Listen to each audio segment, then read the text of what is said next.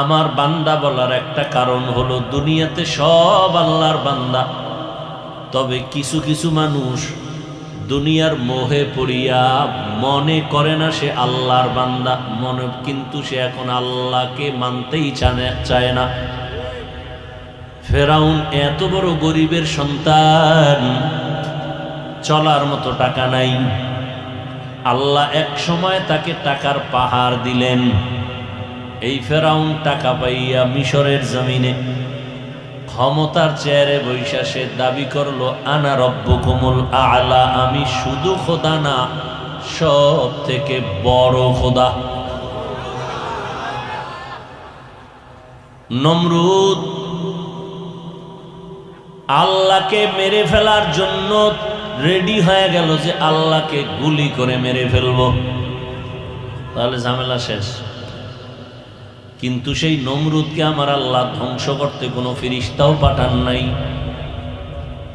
বিশাল কোনো বাহিনী লাগে না, একটা অসুস্থ মশা, ওই আল্লাহ আসেনি, মশা আসেনি, কানের সামনে মশারির ভিতরে গান গায়নি, ছিদ্র মশারির বড় না ছোট, সেই তুলনায় কানের ছিদ্র, তো মশারির ছিদ্র দিয়া মশা ঢুকলো, কানের বড় ছিদ্র দিয়া ঢুকলো না, পাহারা দেয় কি আপনার আব্বায়?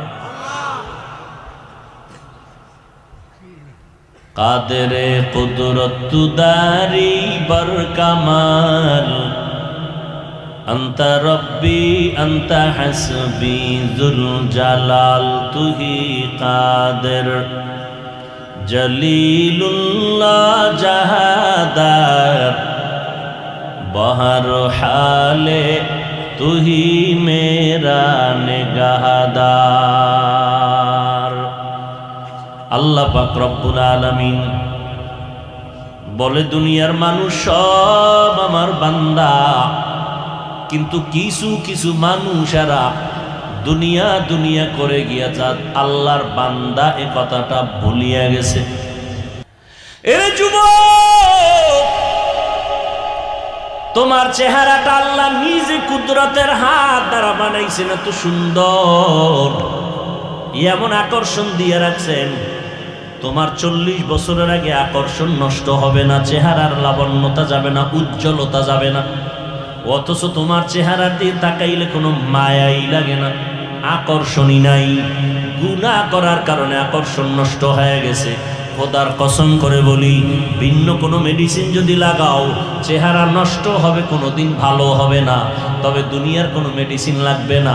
আমি একটা মেডিসিনের কথা বলে যাই, রসুল থেকে বলে যাই, এটা যদি ব্যবহার করতে পারো, আল্লাহর কসম মরণ পর্যন্ত তোর চেহারার আকর্ষণ আর উজ্জ্বলতা নষ্ট হবে না। সেটা হলো নেক আমল কর, চেহারায় আলো বাড়বে, উজ্জ্বলতা বেড়ে যাবে। আর গুনাহ যত করবি, দুনিয়ার দামি মেডিসিন মারবি, চেহারায় উজ্জ্বলতা বাড়বে না, আকর্ষণ বাড়বে না। ও যুবক, মোবাইলটা হাতের মধ্যে নিয়ে আজকে নিজের জীবনটারে ছুরি ছাড়া জবাই করতেছো। সবাই ছুরি ছাড়া জবাই, ছুরি দিয়া ডাইরেক্ট করতে, এখন ইনডাইরেক্ট জবাই। হুজুরেরা আমরা অস্করি, তোরা খবরে গেলে মাইর খেবি, ওটা পরের কথা। নগদ কি ক্ষতি করতেছে এই মোবাইলের দিকে তাকাইয়া? বান্দা, তোর চোখের পাওয়ার নষ্ট করে ফেললি। এই আজকে বাসায় যায় গুগলে সার্চ দিবি, এই অ্যান্ড্রয়েড মোবাইলের দ্বারা তোর স্বাস্থ্যের কি ক্ষতি হয়। আমি তো হুজুরগত মানবি না, তোর কপাল ফিরে গেছে। কিন্তু তোদের গুরু যারা প্যান্ট শার্ট টাইওয়ালা বড় গবেষক, এরা সুন্দর সুন্দর তথ্য দিছে, ভালো করে দেখ। গুগলের মধ্যে সার্চ দিয়ে দেখবি, এরা বলে চোখ থাকবে পাওয়ার থাকবে না, কান থাকবে পাওয়ার থাকবে না, হার্ট দুর্বল, কিডনি দুর্বল, ব্রেন দুর্বল। দেখো না, কিছু পড়তে লইলে আধা ঘন্টার বেশি পড়তে পারো না, মনে হয় পুরো দুনিয়াটা লয়ে ঘুরে। মোবাইলের কারণে ব্রেন নষ্ট হয়ে গেছে, মুখস্থ শক্তি নাই, পাওয়ার কমে গেছে। কোনো একটা জিনিস পড়লে জায়গায় ভুলে যায়, কি জানি পড়ছিলাম মনে নাই। কানের পাওয়ার নাই। মায় কয় ভাত খাবি না? কয় না, আমি গোসল করে লাইছি। কানের পার্স নষ্ট হয়েই গেছে, কিন্তু হাসিস না। এই আমি হাসির কথা বলছি, আমি যা বলছি তাতে তো কান্না দরকার, যে তোর জীবনটারে নষ্ট করলি এইভাবে। আল্লাহ হেদায়াত দান করুন। হ্যাঁ, বাবাজিরা যারা আছেন আপনাদেরও কিন্তু ছাড় নাই, শব্দ সন্তানের না, আপনারও দায়িত্ব ছিল কিছু করার। ছেলের হাতে মোবাইল দিয়ে আনন্দ করেন, টের পাইবেন সময় মতো কত ধানে কত চাল। আল্লাহ হেদায়াত দান করুন। প্রত্যেকটা সন্তান মা বাবার বিরুদ্ধে আল্লাহর আদালতে মামলা পেশ করুন। এরে পর্দার আড়ালের আম্মা জানেরা, আপনাদের জীবনটা কতই যে ধন্য। এই স্টেজের ভিতরে দেখছেন, আপনারা শুনছেন, পর্দার আড়াল থেকে কত সন্তানের মাথায় পাগড়ি দিল, তারা কোরআনে হাফেজ। এদের আব্বা আম্মার জীবনটা কতই যে ধন্য। এরে আম্মা জান, আপনারা কত দামি জানেননি। খোদার কসম করে বলি রে মা, রহমতের নবী আমার আল্লাহর মাধ্যমে আপনাদের এত সম্মান বাড়ায় দিয়েছেন, কিয়ামত পর্যন্ত আলাদা করে আর কেউ বাড়াইতে পারবে না। কোনো চালাক, কোনো বেয়াদব যদি বলে আমি আলাদা নারীর সম্মান বাড়াবো, নারীর সম্মান হবে না, হবে নারীরা আরো অপমান। বরং সম্মান কে দিছেন? আল্লাহ দিছেন। আল্লাহর নবীর মাধ্যমে এই পরিমাণ সম্মান আল্লাহ বাড়ায় দিছেন। আপনারা নবী না, তবে নবীদের মা, সাহাবায়ে কেরামদের মায়ের মতো মা, আপনারা আলেমদের মায়ের মতো মা, আপনারা হাফেজে কোরআনদের মায়ের মতো মা, আপনারা আম্মাজান আয়েশা রাদিয়াল্লাহু আনহার মতো নারী, ফাতেমা রাদিয়াল্লাহু আনহার মতো নারী। আপনারা এত দামি নারী রে আম্মাজান, খাদিজা রাদিয়াল্লাহু তাআলা আনহার মতো দামি নারী, ইসমাঈল নবীর মা হাজরা আলাইহা সালামের মতো দামি নারী, আপনারা ঈসা নবীর মা মারিয়াম আলাইহা সালামের মতো দামি নারী। আরে আম্মা জান, আপনারা বেঈমান ফেরাউনের ঘরে তার স্ত্রীর নাম কি? আসিয়া। ওই আসিয়ার দাম কত? যেই ফেরাউন আমার আল্লাহর বিরুদ্ধে চ্যালেঞ্জ দিয়ে নিজের খোদা দাবি করে ফেললো, ওই ঘরের মধ্যে আসিয়াকে আল্লাহ এমন ভাবে কবুল করেছেন, আল্লাহর নবী বলতেছেন ওই আসিয়া আল্লাহর কাছে এত দামি, কিয়ামতের ময়দানে জান্নাতের ভেতরে নবী বলেন ওই আসিয়ার সাথে আমি মুহাম্মদের সাথে বিবাহের বন্ধন হয়ে যাবে। এরে আম্মা জান, এই দুনিয়াতে যত সন্তান ভালো হয়েছে, দুনিয়ার লাইনে বলেন আর আখেরাতের লাইনে বলেন, সব আপনাদের অবদানের কারণে। এই দুনিয়ায় যত ডিসি দেখলাম ব্যবহার ভালো, যত এসপি সাহেব ব্যবহার ভালো, ওসি সাহেবের ব্যবহার ভালো, চেয়ারম্যান সাহেবের ব্যবহার ভালো, এমপি সাহেবের ব্যবহার ভালো, আল্লাহর শপথ করে বলি এগুলো তার নিজস্ব বাহাদুরি না, মায়ের আদর্শের অবদান। গাড়িতে বৈশা বৈশা কিতাব দেখলাম, ঘটনা পড়লাম, বাদশাহ শাহজাহান নাম শুনছেন? বাদশাহ শাহজাহান কত বড় দামি বাদশাহ, তার সন্তানের নাম হলো আওরঙ্গজেব, যার নাম আলমগীর। বাদশাহ আলমগীর এত বড় আল্লাহর প্রিয় বান্দা ছিলেন। তার 5টা কন্যা ছিল, 5টা ছেলে ছিল। একটা কন্যার নাম হলো জিবুন্নেসা। কি নাম? জিবুন্নেসা। এত বড় বাদশাহ, মুঘলদের ইতিহাস বড় বিরল ইতিহাস।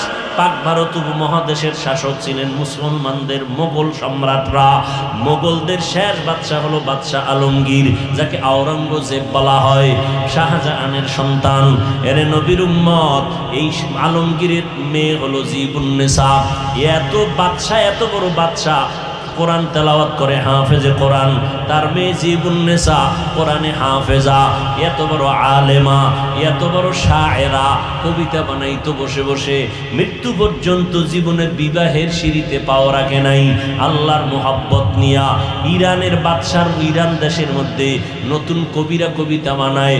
এক মেসরা বানাইছে একটা লাইন, দ্বিতীয় লাইন বানাইতে পারে না। দুনিয়া খবর ছড়ায় গেল, আমগো দ্বিতীয় এই শেরের অংশটা, কবিতার অংশ কে বানাবে? খবর আসতে আসতে যখন হিন্দুস্তানে চলে আসলো, জিবুন্নেসার কানে আসলো, কবিতার এক লাইন পাইয়া দ্বিতীয় লাইনটাও বানায় দিল। খবর চলে গেল ইরানে। ইরানের বাদশাহ সহ দেখার জন্য চলে আসছে কে? সারা দুনিয়াটাকে আজকে আলোকিত করলো। দেখার জন্য চলে আসলো আলমগীরের মেয়ে জিবুন্নেসাকে দেখার জন্য। এবার পর্দা রক্ষা করবে আল্লাহর ভয়। আলমগীর পেরেশান হয়ে গেলেন। জীবুন্নেসা বলে, আব্বা এত পেরেশান হলেন কেন? ডাক দিয়া কয়, মা ওই ইরানের দামি দামি ব্যক্তিরা আসছে তোমাকে দেখবে, আমি ভয় পাইতেছি, বেপর্দা তো করা যাবে না, হারাম হবে। এইবার মেয়েটা ডাক দিয়া কয়, আব্বু আমি 2টা কবিতার লাইন লেখা দেই, কবিতার মধ্যেই তারা তালাশ করলে আমারে চিনে ফেলবে, কবিতার মধ্যেই চিনে ফেলবে। জিয়া দেখা লেখা দেই, এইটা লেখা দিয়ে ঠিকই লেখা দিছে, 2 লাইন কবিতা লেখা দিল। কবিরা এই কবিতা 2 লাইন পাইয়া বলে, আমরা আপনার মেয়ের গুণগান এই কবিতার মধ্যেই পেয়ে গেলাম, আর দেখার দরকার নাই। এরে নবীর উম্মতের দল, আবার এক বাদশার ইতিহাস পড়লাম, বাদশাহ হারুন রশিদ, নাম শুনছেন? বাদশাহ হারুন রশিদ, তার স্ত্রীর নাম কি জানেন না? জোবায়েদা। কি নাম? জোবায়েদা। এই জোবায়েদা এত বড় আবেদা, এত বড় সলেহা, এত বড় জাকেরা, এত বড় শাকেরা, এত বড় দামি মহিষী নারী। এরে আম্মাজান, জগৎ বিখ্যাত বাদশাহ হারুন রশিদ, তার স্ত্রী জুবায়েদা, রানী জুবায়েদা এত বড় দামি, এত বড় আবেদ ইবাদত করনেওয়ালা আল্লাহর বান্দি। একদিন একটা স্বপ্ন দেখলো, তিনি বাইতুল্লাহর কাবার পাশে দাঁড়ানো। আহা, আর সারা দুনিয়া থেকে মানুষ আসতেছে হজের জন্য। জুবায়েদারে এক নজর দেখে, আশ্চর্য কথা, স্বপ্ন দেখা তিনি বলতেছেন, স্বপ্নের মধ্যে দেখে দুনিয়ার মানুষ আসতেছে আর রানী জুবায়েদার সাথে অপকর্মে লিপ্ত হচ্ছে। নাউজুবিল্লাহি মিন। এই স্বপ্ন দেখে আর ঘুম আসেনি। কে দেখছে স্বপ্ন? রানী জুবায়েদা। স্বপ্ন দেখে পাগলের মতো হয়ে গেল, কি দেখলাম, লজ্জার কথা। কিন্তু এই যুগের একজন স্বপ্নের ব্যাখ্যাকারী আল্লামা ইবনে সিরিন রহমাতুল্লাহ আলাইহি, তখন তিনি ছিলেন। খাদেমাকে বললেন, খাদেমা চলে যাও, স্বপ্নের ব্যাখ্যা দেন যিনি তার কাছে, আল্লামা ইবনে সিরিনের কাছে চলে যাও, তিনি স্বপ্নের ব্যাখ্যা দিবেন। তার কাছে গিয়া স্বপ্নের ব্যাখ্যা নিও, তবে আমার নাম বলবা না। খাদেমা চলে গেছে। স্বপ্নের ব্যাখ্যাকারী আল্লামা ইবনে সিরিনের দরবারে যাইয়া কয়, এই স্বপ্ন, বাইতুল্লাহর পাশে দাঁড়ানো, দুনিয়ার মানুষ আসতেছে, জিনা করে, অপকর্ম করে। এইবার কয়, স্বপ্ন দেখছে কে বলো, মানুষ বুঝে ব্যাখ্যা হবে।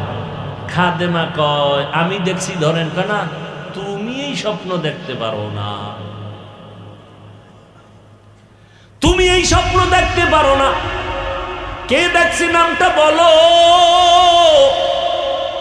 এত মহামূল্যবান স্বপ্ন তুমি দেখতে পারো না, তোমার এই যোগ্যতাই নাই। যে দেখছে সে দামি মানুষ, যদিও বাহ্যিক দৃষ্টিতে দেখা যায় খুব খারাপ, কিন্তু এটা রহস্য বিশাল উঁচু।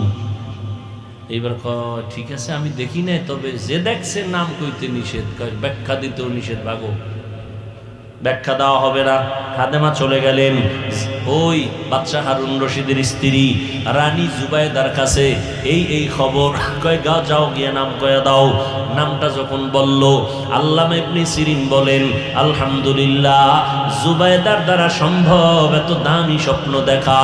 জুবায়েদারে জানাইয়া দাও, আমার সালাম দিও আর বলিও, জুবায়েদার দ্বারা আমার আল্লাহ এত বিশাল খেদমত নিবেন এই দ্বীনের রাস্তায়। জুবায়েদা হবে গোটা দুনিয়ার মধ্যে ইতিহাসের পৃষ্ঠায় ধন্য নারী। স্বপ্ন দেখছি কি, ব্যাখ্যা কি? এবার জুবায়েদা গেছে মক্কায় হজ করতে, গিয়ে দেখে জমজম পানি ছাড়া আর পানি নেই, মানুষ দূর দূর থেকে আসে, পানির অভাব। রানী জুবায়েদা অর্ডার করলো, নতুন ভাবে বিশাল বড় পরীক্ষা খনন করো, পানির কূপ খনন করো, লাইন খনন করো, এইভাবে আমি যত টাকা লাগে সব আমি ব্যয় করব। এখনো জুবায়েদার নামে সেই যে নহর কেটেছিল, নহরে জুবায়েদা, তার কিছু নমুনা এখনো আছে মক্কায়। আছে না নাই? এখনো আছে। কি স্বপ্ন দেখা কি ইতিহাস করে গেলেন জুবায়েদা। কোটি কোটি কোটি দিনার খরচ করেছে, কিন্তু সে বাদশাহ হারুন রশিদের স্ত্রী সরকারিভাবে 1 টাকাও খরচ করে নাই, নিজের মালিকানার থেকে টাকা ব্যয় করে বিশাল নহরে জুবায়দা করেছে, পানির ব্যবস্থা করেছে, সারা দুনিয়ার হাজী সাহেবরা ওই পানি পান করেছে। এই নহরে এই জুবায়দার ইতিহাস, 100 খাদেমা ছিল কাজের নারী। কয়শো? কেমন কাজের নারীরা ছিল? প্রত্যেকে ছিল কোরআনে হাফেজা। আপনাকে কাজের লোকেরা সব হাফেজা। চিন্তা করতে পারেন আপনি কত বছর আগের কথা, সেই বাদশাহ হারুন রশিদের স্ত্রী জুবায়দার শত খাদেমা সব কোরআনের হাফেজা। জুবায়দা আইন করে দিছে, কাজ করবা জবানে কোরআনের তেলাওয়াত চলতে থাকবে। কিতাবে লেখা আছে, এই যে কাজ করে সবাই আর তেলাওয়াত চলে, পুরা বাড়ির মধ্যে শুধু মৌমাছির মতো গুনগুন গুনগুন গুনগুন আওয়াজ। কিসের আওয়াজ? কোরআনের আওয়াজ। কিন্তু দুঃখ, ও মুরব্বীরা, কয়জন সন্তান আপনার ঘরে কোরআন তেলাওয়াত করে? আম্মা জানেরা পারেননি প্রতিদিন ফজরের পরে সূরা ইয়াসিনটা তেলাওয়াত করবেন? আপনার ছেলে কোরআন পড়বে, মেয়ে পড়বে, পারবেননি। আরে আম্মা জান, আল্লাহ তাআলা ডাকতেছেন, তওবা করে নাও, পিছনের সব গুনাহ মাফ করে নতুন জীবন তুমি শুরু করে দাও। আল্লাহ ডেকে বলেন, তোমরা আমার বান্দা, আর কারো বান্দা না। কারণটা কি জানো? আমি আল্লাহ তোমাদের বড় আদর করে বানাইছি। আসমানও আমি বানাইছি, জমিন আমি বানাইছি। আমার জমিন বলি নাই, আমার আসমান বলি নাই, আমার সূর্য বলি নাই। আমি বান্দাগুলোকে আমার কেন বলছি তা জানোনি? আমি উদাহরণটা এভাবে দেই, আমার ছেলে, ওর মাথায় টুপি, পাগড়ি, জামা আছে। একজনে কা হাফিজ ভাই, ছেলের গায়ের জামাটা দুইরকে, এটা কার? আমি বললাম এটা আমার না। বানাইছে কে? বললাম আমি। টাকা দিছে কে? আমি। মজুরি দিছে কে? আমি। সব আমি। জামা কার? আমি কি? না আমার না। ছেলে? আমি কি? ছেলে আমার। আল্লাহ তাআলা বলেন, আসমান আমি বানাইছি, জমিন আমি সৃষ্টি করেছি, সব আমি বানাইছি, কিন্তু আমি আমার এগুলো দাবি করি না।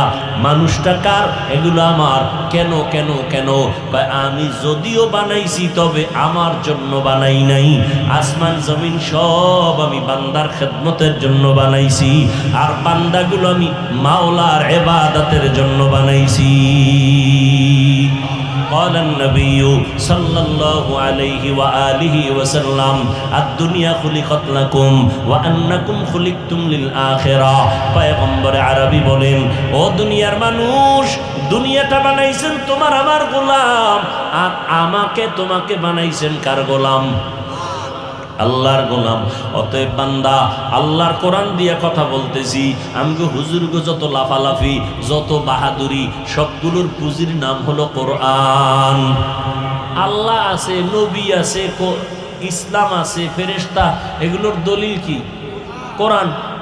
এটা এমন একটা কিতাব যেটা চ্যালেঞ্জ দেওয়া। আজও পর্যন্ত কেউ চ্যালেঞ্জ গ্রহণ করে নাই, ভুলও নাই, বের করার অপচেষ্টা করিয়া কেউ পারেও নাই।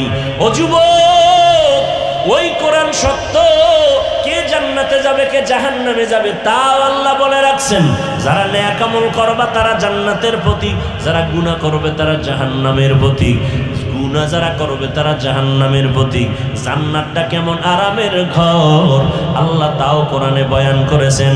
জাহান্নামটা কেমন ভয়ঙ্কর, আল্লাহ তা কোরআনের ভিতরে বয়ান করেছেন। ও আল্লাহর বান্দারা, আল্লাহর কোরআন দিয়ে আজকে বয়ান করি, যেহেতু কোরআনের মধ্যে কোনো ভুল নাই, আমার নবী জীবনে মিথ্যা বলেন নাই। ও আল্লাহর বান্দারা, এমন আরামের জান্নাত যদি পাইতে চাও, নেক আমল করো, গুনাহ থেকে মুক্তি পাও তওবার মাধ্যমে। আর যদি বান্দা গুনাহ করো, তোমার জন্য জাহান্নাম রেডি করা আছে। কেমন জাহান্নাম? অন্ধকার কবরে যদি গুনাহ নিয়ে যাও রে বাবা, 3টা প্রশ্ন আমাকেও করা হবে, তোমাকেও করা হবে রে যুবক। ওই 3 প্রশ্নের জবাব যদি দিতে না পারো, নবী বলেন ওই কবর হবে জাহান্নামের আগুনের গর্ত। ও যুবক, দুনিয়ায় কয়দিন আর বাঁচবা? কই, যারা টাকা টাকা করে, টাকায় কিন্তু তারে চায় না, সে টাকা চায়।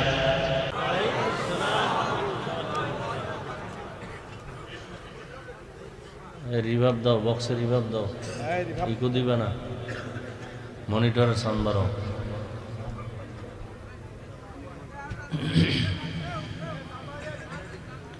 আলহামদুলিল্লাহ الحمد لله الذي جعل الشمس والقمر بحسبان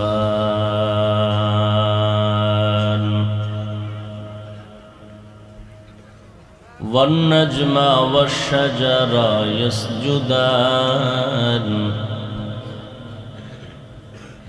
وفضل زمانا على زمان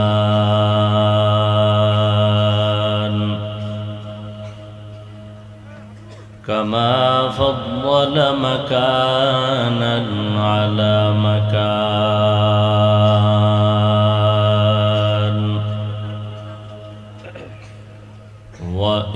وإنسانا على إنسان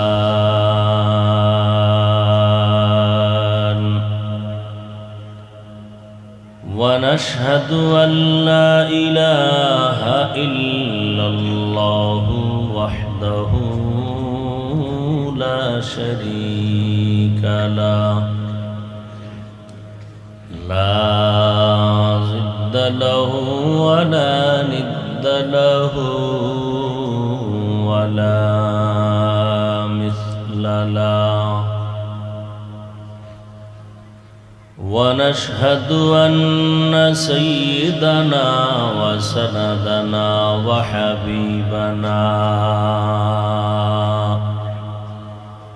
وحبيب ربنا وطبيبنا وطبيب قلوبنا ومولانا محمدا عبده ورسوله أرسله بالحق بشيرا ونذيرا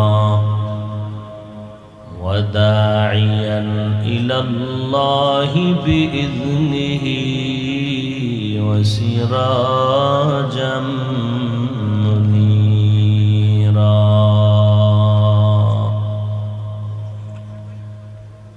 اللهم صل على محمد النبي الأمي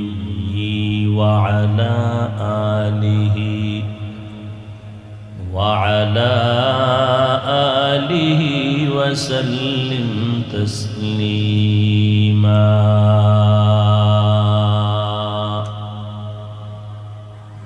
وبعد فأعوذ بالله من الشيطان الرجيم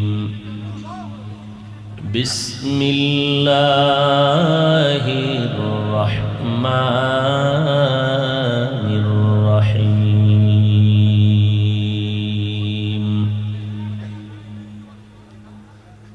قل يا عبادي الذين أسرفوا على أنفسهم لا تقنطوا من رحمة الله إن الله يغفر الذنوب جميعا إنه هو الغفور الرحيم وقال النبي صلى الله عليه وآله وسلم التائب من الذنب كمن لا ذنب له أو كما قال النبي عليه الصلاة والسلام صدق الله مولانا العظيم وصدق رسوله النبي الأمي الكريم ونحن على ذلك من الشاهدين والشاكرين والذاكرين والحمد لله رب العالمين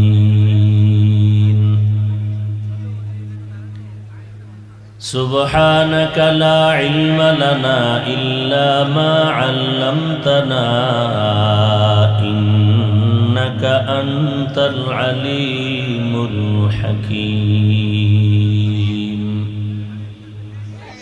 رب اشرح لي صدري ويسر لي أمري واحلل عقدة من لساني يفقه قولي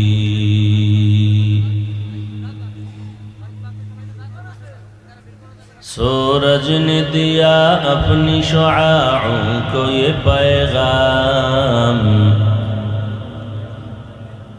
सूरज ने दिया अपनी शुआओं को ये पैगाम दुनिया है अजब चीज़ को भी सुबह को भी शाम दुनिया है अजब चीज़ को भी सुबह को भी शाम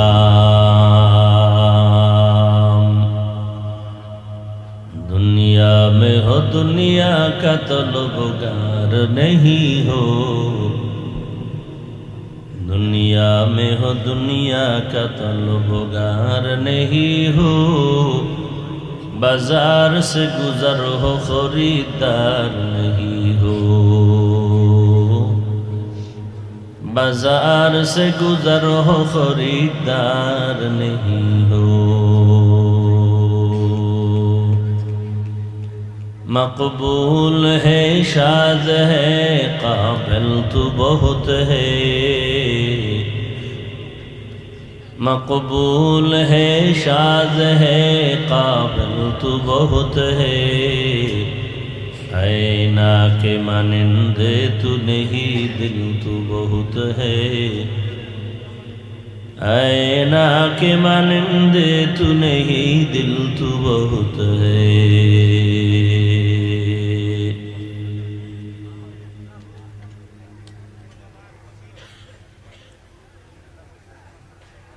ব্রাইট শামসুল উলুম মাদ্রাসা কর্তৃক আয়োজিত বার্ষিক ওয়াজ মাহফিল 2 ফেব্রুয়ারি 2024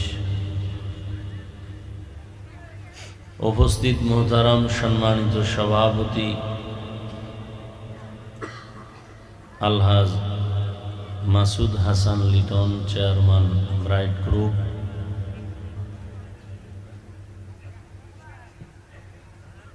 হযরত উলামা ইকরাম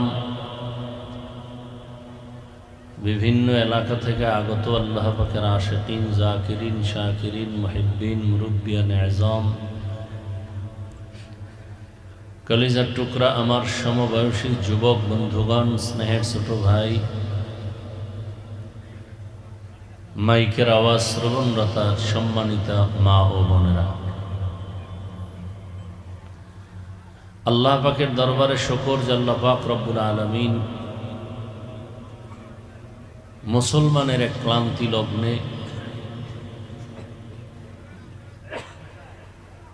পৃথিবীর শ্রেষ্ঠ এক মজলিসে উলামায়ে আহলে হকের মজলিস গুনাহ মাফের মজলিস তওবা কবুলের মজলিসে হাজারো লাখো মানুষের ভেতর থেকে বাছাই করে আমাদেরকে আশা ও বসার তৌফিক দান করেছেন নেয়ামতের শুকর আদায়ার্থে জবান খুলে মোহাব্বতে পড়ি আলহামদুলিল্লাহ দরুদ ও সালাম সৈয়দুল মুরসালিন রাহমাতুল লিল আলামিন শফিউল মুজনিবিন খাতামুন নবিয়্যিন সৈয়দুস সাকালাইন ইমামুল মুরসালিন, শফিঈ আযম, রসুল আকরম, রহমত আলম, নবীউল আরব আল আজম, হাবিব কিবরিয়া, আশরফুল আম্বিয়া, সৈয়দুল আম্বিয়া, শফিঈ মাহশর, সাকি কৌসর, आका नामदार, मदीना का ताजदार, आफताब नबूवत, फ़ख्र मौजूदात, सैयदुल मखलूक़ात, हज़रत मुहम्मदुर रसूलुल्लाह सल्लल्लाहु अलैहि व आलिहि वसल्लम पर সর্বোপরি শুকর যাদের অক্লান্ত পরিশ্রমে আজ সুন্দর আয়োজন, সময় পরামর্শ অর্থ দিয়ে দোয়া করে উপস্থিত হয়ে মাইক লাইট প্যান্ডেলের ব্যবস্থাপনার মাধ্যমে সহযোগিতা যারা করেছেন, এলাকার যুবক, বৃদ্ধ, ব্যবসায়ী, শ্রমিক, চাকুরিজীবী, বিভিন্ন শ্রেণী পেশার মানুষ, জনপ্রতিনিধি, প্রশাসন, উলামায়ে হযরত, আইম্মায়ে মাসাজিদ, মাদ্রাসা কর্তৃপক্ষ, প্রত্যেককেই আল্লাহ রাব্বুল আলামিনের খিদমতের বরকতে দুনিয়াতে শান্তি, পরকালে চিরমুক্তির ব্যবস্থা করে দিন। দীর্ঘ সময় হযরত উলামায়ে কেরাম কোরআন সুন্নাহ ভিত্তিক দিক নির্দেশনামূলক আলোচনা রেখেছেন। পরিশেষে আমি আপনাদের দোয়া নেওয়ার আশায় সংক্ষিপ্ত আলোচনার নিয়তে কোরআনে হাকিমের সূরা জুমারের এক আয়াতে কারিমা তিলাওয়াত করেছি। নবীজির অসংখ্য হাদিস থেকে একটি হাদিসের অংশ পড়েছি। আয়াত ও হাদিসের আলোকে ইখলাস ও রুহানিয়াতের সমন্বয়ে কিছু কথা বলার মতো, শুনবার মতো আমাকে এবং আপনাদের সকলকেই দয়াময় আল্লাহ রাব্বুল আলামিন তৌফিক দান করেন। কুল ইয়া ইবাদিয়াল্লাযীনা আসরাফু আলা আনফুসিহিম লা তাকনাতু মির রাহমাতিল্লাহ। আল্লাহ পাক বলেন, হে রাসূল করিম সাল্লাল্লাহু আলাইহি ওয়াসাল্লাম, আপনি আমার পক্ষ থেকে বলে দেন, মূলত আমি আল্লাহই বলতেছি, হে আল্লাহ পাকের প্রিয় বান্দা বান্দিরা, তোমরা যারা গুনাহ করার দ্বারা নিজেদের উপরে জুলুম করেছো,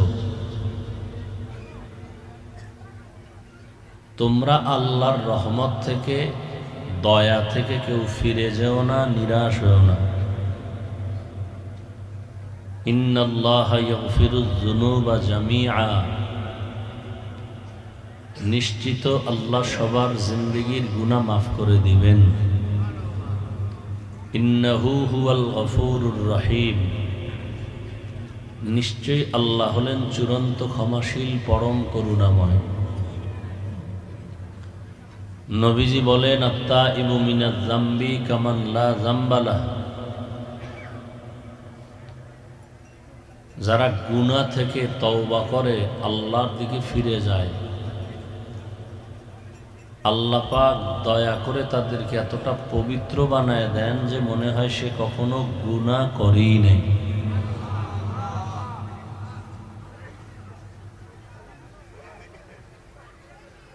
আয়াতের মধ্যে আল্লাহ রাব্বুল আলামিন, নবীজি বলেন, কোরআন শরীফ আমার কাছে অত্যন্ত প্রিয় একটা বস্তু, একটা দামি জিনিস। এই আপনারা উঠা বসা করেন কেন?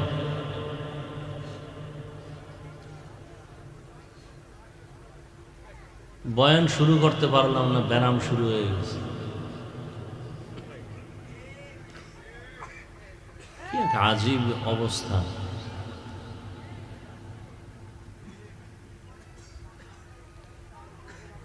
এই প্যান্ডেলটার দাম কত আপনাদের জানা নেই।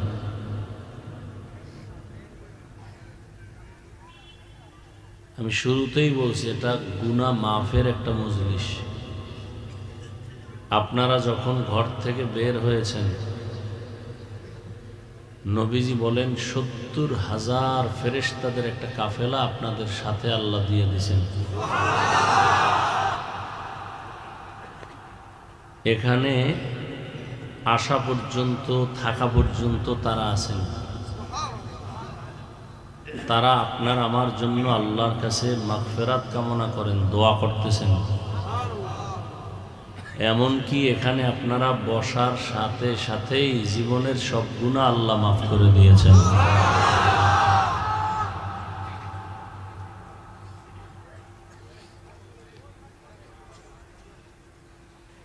বয়ান মুখস্থ করে করা যায় না।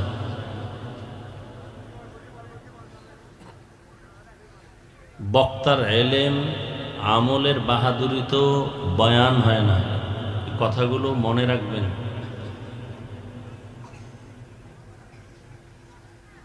বয়ান হয় শ্রোতাদের অন্তরের আকর্ষণের উপরে। মানুষ আরো ৩ গুণ বেশি হলেও অন্তর যদি দ্বিমুখী হয়ে থাকে, আমি হাজারো চেষ্টা করব, কথা আসবে না। কথা তো আর আমার শক্তি নেই বের করার। সবকিছু আল্লাহর দয়া ও রহমত, এর বাহিরে কিছুই না। আল্লাহ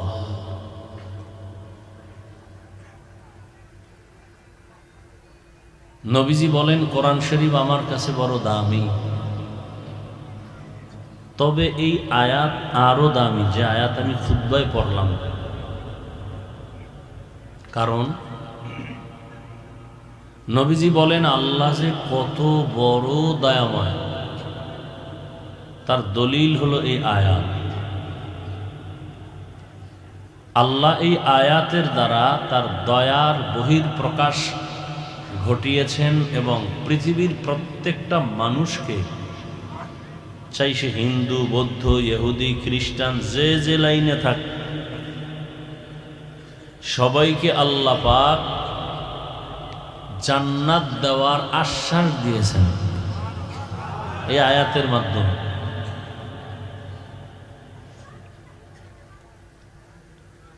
এ কথাটা মনে রাখবেন। জান্নাত শুধু মুমিন পাবে, কোনো বেঈমান কখনো জান্নাত পাবে না, 1 সেকেন্ডের জন্য পাবে না। এটা যেমন আপনি সত্য হিসাবে গ্রহণ করেছেন, এই কথাটাও পাশাপাশি মনে রাখবেন। আল্লাহ কোনো বান্দাবান্দিকে 1 সেকেন্ডের জন্য জাহান্নামে দিতে চান না। এখন বলবেন তো জাহান্নাম বানাইলেন কেন? কিছু কিছু মানুষ দুনিয়াতে আছে, এরা ইচ্ছা করে জাহান্নামে যাবেই যাবে।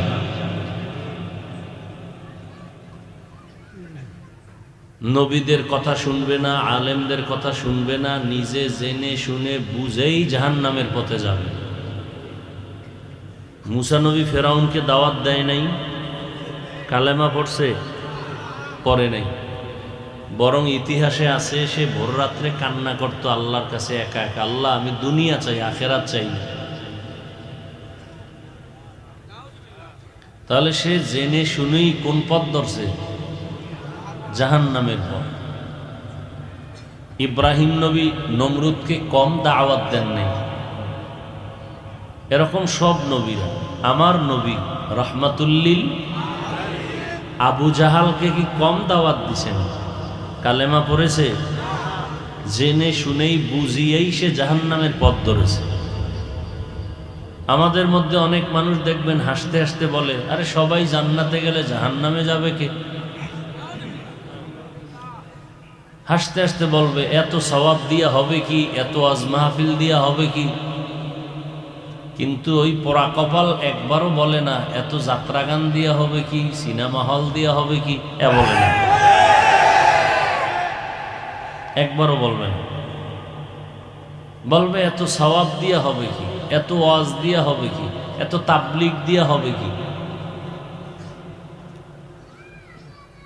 অথচ ওই কপাল পোড়া জানে না মুসলমানদের এই হবে কির মধ্য দিয়েই আল্লাহর দুশ্মন যারা, তারা মাথা উঁচু করতে পারে না।